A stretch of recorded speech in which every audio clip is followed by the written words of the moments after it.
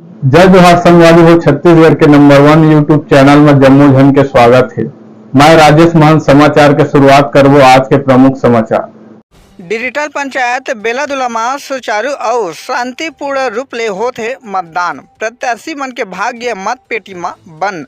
आप मला बता दें कि छत्तीसगढ़ में त्रिस्तरीय पंचायत निर्वाचन 2025 के अंतर्गत आज शक्ति जिला के ग्राम पंचायत बेलादुला और खरवानी के मतदान केंद्र में सुचारू और शांतिपूर्ण रूप ले मतदान हुआ थे। आज बिहनिया के 7 बजे ले मतदान केंद्र में मतदाता मन उत्साह के संग अपन मताधिकार के प्रयोग करत हैं। जी हाँ, नवा मतदाता मन में भारी उत्साह देखे बर मिलिस। आप मला बता दें कि त्रिस्तरीय पंचायत आम निर्वाचन 2025 के अंतर्गत आज डिजिटल पंचायत बेलादुला में प्रथम चरण के मतदान हुआ थे, जेमा मतदाता मन पहुंच के मतदान करत है और बेलादुला के सरपंच पद ल लेके 3 महिला प्रत्याशी मन अपन भाग्य अजमात है।